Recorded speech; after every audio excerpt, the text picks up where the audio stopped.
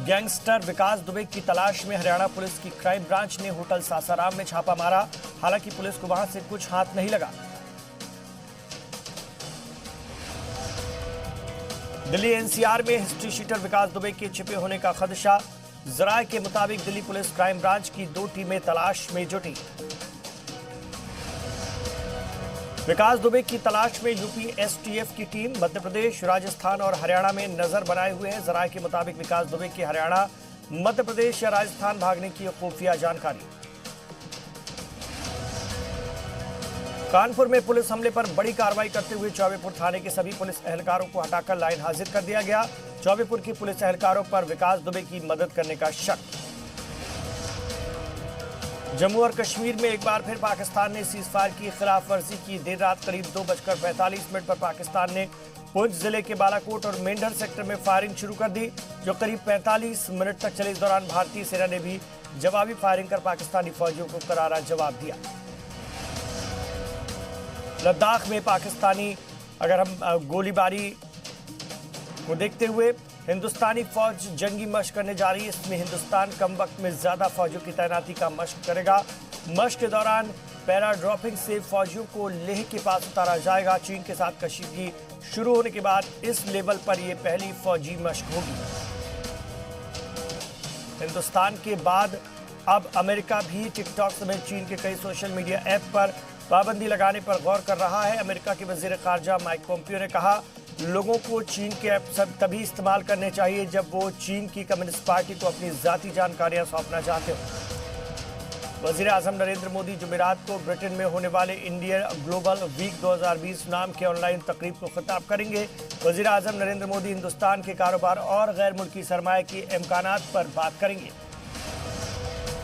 बेंगलुरु में 96 साल की कोरोना मुतासिर बुजुर्ग खातून पूरी तरह से ठीक होकर अस्पताल से घर लौटी। इससे पहले भी बेंगलुरु की एक 99 साल बुजुर्ग खातून ने कोरोना को शिकस्त दी थी। अमेरिकी हुकूमत ने वर्ल्ड हेल्थ ऑर्गेनाइजेशन से अलग होने का नोटिस यूएनओ को भेज दिया है। नोटिस के मुताबिक अगले साल 6 जुलाई से अमेरिका डब्ल्यूएचओ का मेंबर नहीं रहेगा। डब्ल्यूएचओ से हटने के लिए 1 साल का नोटिस भेजना होता है। कांग्रेस लीडर अहमद पटेल को ईडी ने संदेशरा मामले में फिर से पूछताछ के लिए नोटिस भेजा। अहमद पटेल से जुमेरात को पूछताछ की जाएगी। कांग्रेस लीडर अहमद पटेल से ईडी इस मामले में चौथी दफा पूछताछ करेगा। अदाकार सुशांत सिंह राजपूत की खुदकुशी के मामले में पुलिस ने कई सहाफियों से पूछताछ की। जराये के मुताबिक सहाफियों ने बताया कि सुशांत से जुड़ी खबर एक अदाकारा ने उन्हें दी थी। पुलिस उस अदाकारा से पूछताछ कर जानेगी कि क्या उसने सुशांत से जुड़ी खबर किसी खास मकसद से तो नहीं दी। गुजरात के कई जिलों में शदीद बारिश से बाढ़ के हालात पैदा हुए। राजकोट, द्वारका और पोरबंदर में रुक रुक कर मुसलसल बारिश।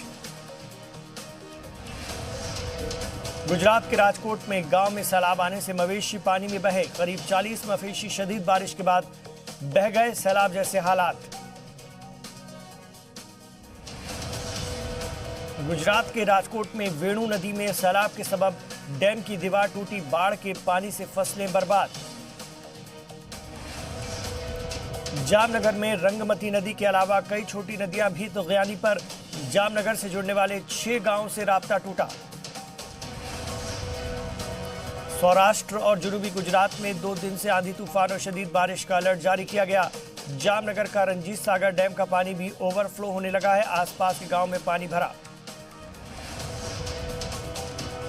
गुजरात के जामनगर में बारिश में 2 लोग फंस गए। बचाने के लिए एनडीआरएफ की टीम पहुंची और दोनों को महफूज बचाया गया। पोरबंदर में भी एनडीआरएफ की टीम ने 2 लोगों को पानी में डूबने से बचाया। गांव में सैलाब का पानी 3 फीट से भी ज्यादा ऊपर तक भर गया था। दिल्ली और आसपास के इलाकों में बारिश। महकमा मौसमियात के मुताबिक आज भी दिल्ली एनसीआर में तेज बारिश के इम्कान।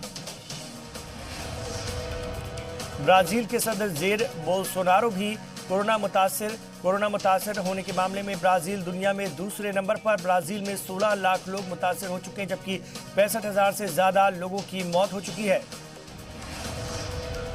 चीन में मुसलसल शदीद बारिश से जगह जगह सैलाब आ गया है। मशरक़ी चीन के अनहुई सूबे में शदीद बारिश से करीब 4.5 लाख लोग मुतासिर हुए।